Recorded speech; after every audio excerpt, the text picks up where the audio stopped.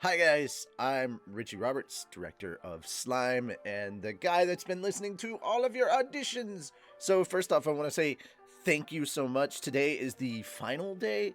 It's like a couple hours. All right, a little more than 12 hours from the deadline, so there's still time for everybody to audition, but I wanted to address a couple of things because I'm not going to be able to contact everyone individually and explain why they may not have made it. And I know this is a bummer to hear, but it is what it is, and it's meant to be encouragement. I wanted to first go over the audition judging criteria, like the reasons why I may have skipped over a lot of people that auditioned. There were a lot of auditions. Yeah, I'm really grateful for everybody that auditioned. Thank you guys so much. Your enthusiasm has been, it's been humbling. It's really been humbling. I can't thank you enough, and all the people saying how they really like our series. As the writer and the director, I like feel really like happy about that and proud of the work that I've done. So thank you. I really do appreciate the feedback. But I wanted to go over the criteria for how I judge the auditions. Now, it was just me. I wanted to quickly get into why you may not have made the cut. And there were three main qualities that I was judging for, and I had to be harsh about this. We had over 100 auditions for like 2 characters. So everybody seemed to want to audition for Carrion and for Phobio. Yeah, Carrion and Phobio. Everybody wanted to audition for those 2 characters. I had to kind of be harsh and impartial about my critiquing. I understand where you're coming from because I've been there. I've auditioned for stuff, and I understand how nerve-wracking it is, and like that little thing on your shoulder there's like, I don't want to do it, I'm not even gonna make it anyway. It takes a lot of courage to actually audition. No matter who I cast, I'm gonna be hurting a lot of people's feelings because I didn't cast them. So I decided to judge everything on 3 criteria, and that was background sound and quality. And there were a lot of times where people had way too much reverb, or you could tell nobody worked on cleaning up the noise that they had in the background. Even though when we record, we ask you to send us the raw stuff, and we have an amazing audio editor to clean up all of the audio so that everybody sounds the best that they can. With the audition, you're literally kind of putting your best self forward. You're showing that, hey, I've not only got the voice that you need, I've got the skills to clean up my own audio and take care of any reverb, things like that, to present you the best version of what I can be. I've had webcam and cell phone auditions that I've heard, and that is an absolute no-go. You need to at least have a Snowball or better quality mic. And Snowballs are cheap, guys.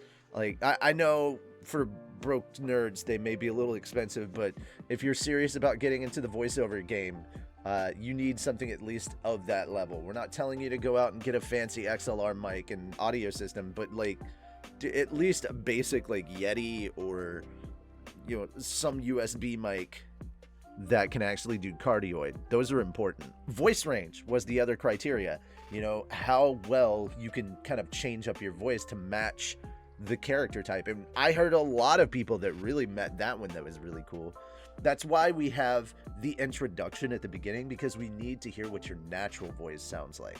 You introduce yourself and you give us like a way to contact you. That's very important. So many people turned in auditions where they just read the lines, or they just read them once and nobody gave contact information. And if you can't even like do an introduction and give us your contact information, well, then how the heck are we supposed to reach you if we liked your recording?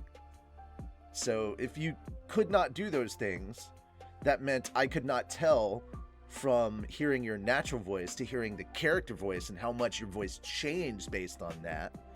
I could not tell what your vocal range was, and I had no way of contacting you. So that's another criteria that gets you axed immediately. And then the last one is actually the most important. As important as you hear those other 2 being, this is the most important. Can you act? There's a lot of people that think of voiceover that think it's about being able to do silly voices. And that's okay to a point, but that's not going to get you hired a lot of the time.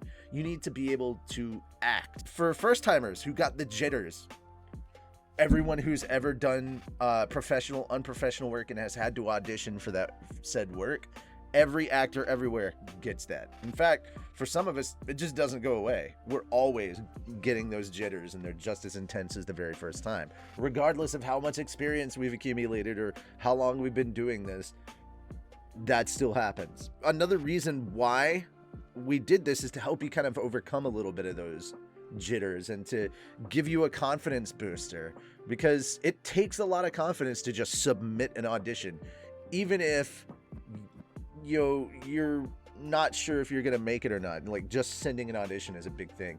It's also an experience gathering tool. There's been a lot of people I've seen in the comments and I've heard in some of the auditions that thanked me for making that 30-minute video of like, here's how an audition is supposed to go, and here's how to edit stuff around. That was a confidence booster. You gather experience from that, and you get improvement of knowledge for a lot of things, like knowing which mics work better, how close you need to be, what areas to record in, how to muffle reverb. A lot of people are like, I have echo, and I'm like, no, you have reverb. There's a difference.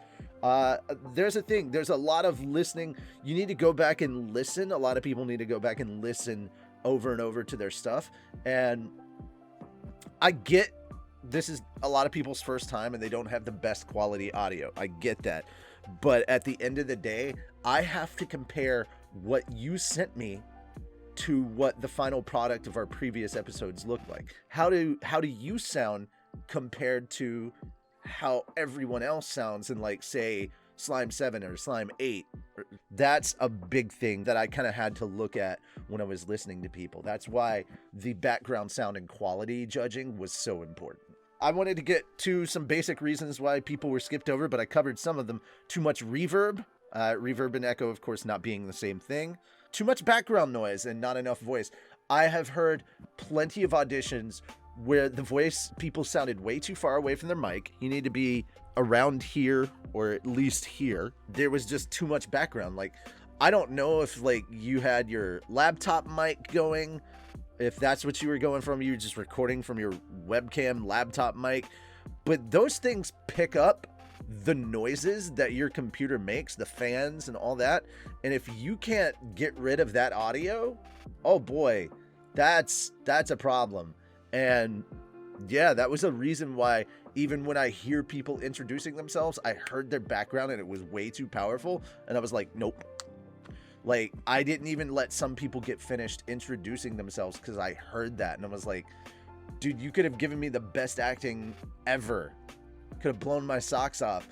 But if you didn't edit out your background audio, and if your background audio is too much that you couldn't edit it all out, it seems like you weren't using one of the proper mics that you needed to. These are things that come with time and learning. These are experiences that people pick up over the course of their time, but it's a very important thing. So didn't follow instructions with the recording or audition, because again, like I said, lots of people just didn't introduce themselves. They just started going through the lines, or they only read a line once. And I'm like, what? I had one person turn in 9 files, which is literally just, they do the line and then they stop and they save that as a file and then they read the next line. I'm like, are you kidding me? That took up way too much space. And again, recording on a subpar mic, which I think was a big problem for a lot of the auditions that we got. People were on subpar mics. We were picking up their background noise more than we were picking up their voice. So closer to the mic, better mics, and edit your audio. I'm trying to do this to be helpful and not to slam on people. Like, I really appreciate everybody that did audition, but there's stuff that you should probably hear from a director so that you can learn and change and grow and improve. If just this right here has demoralized or dejected you enough that you're like, I will never audition for them again, then if this is all it takes to just shatter your resolve and your confidence, I hate to say it, but maybe you weren't meant for this to begin with. Auditions are insane, and it doesn't matter who you are. Like, people get so beat down by auditions, no matter where they are in their career. It's tough. Gal Gadot almost quit acting entirely because of how bad it was. She was like, if I don't make this, what if this goes poorly, I'm just done with acting. And that was when she auditioned for Wonder Woman. The point is, keep trying, you never know. There's a lot of people that think that I have a talent or that I'm really good, and I'm like, dude, you have no idea how many times I've been rejected. Dude, I get rejected from Fat Dog stuff. But as a director, I understand. Maybe I wasn't the voice type that they needed. Like, I get rejected by complete strangers all the time. I get rejected plenty of times by people I know, people that are my friends. It's about pushing forward and continuing to move, like, and grow as an actor and as a person and in your technical skills. So keep trying and keep learning and use this as a chance to grow. So speaking of growing, here, this is a emotion wheel, and it's something that I didn't know about and I wish I had known about when I first did my demo reel. Because what they're looking for isn't just, hey, what voices can you do? What characters can you do? But what emotions can you portray? How well can you act? Now, you don't have to do every emotion on this wheel. That would be way too much. And most demos are meant to be short. But, like, there's plenty from each one of these. Even if you're just going with the basics, happy, surprised, bad, fearful, angry, disgust, sad. Even if you just go with that, or go to the secondary ring, showing like, okay, so let's go with surprised. So from surprised, you go out to startled, confused, amazed, or excited. And then from there, you have a lot more. You have like shocked, dismayed, disillusioned, perplexed, astonished, awe, eager, energetic. And it's like, how can I convey all of those different emotions with just my voice? This is a great tool for those who are interested in really getting serious in voice acting. And this isn't a thing you necessarily have to record, though I would say record yourself doing these. Get used to doing this. Do this around the house. It's gonna seem weird. You're gonna creep some people out, but do it. Read everything aloud. And then record yourself doing these. Go back and listen to it. And like, critique it. Be your own worst enemy. If you don't like how you did something, go back and redo it. Redo it, redo it, redo it until you're good with it, or until it becomes second nature to slip into that emotion. It's a thing we all have to work on, and not everybody does it. And I think this is a great thing to use as an exercise. As silly as it seems, read the back of a bottle of toothpaste, of a tube of toothpaste. Read all of that information in at least 5 different versions of these emotions. I hope that was helpful. I really sincerely do. And I really, really hope that you guys get something out of this. I wish you all the best of luck.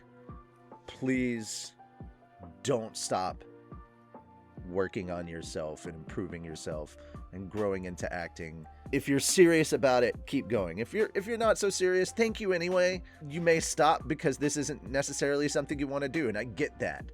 But I do appreciate the time that you've given me, and I appreciate the attempt that you've made. And there's always next time. We're going to have a lot of projects that require a lot of different characters and even more in the background. So this isn't over. So feel free to submit auditions the next time around. That having been said, though, guys, I'm Richie Roberts. Thank you so much for all of your time and your hard work.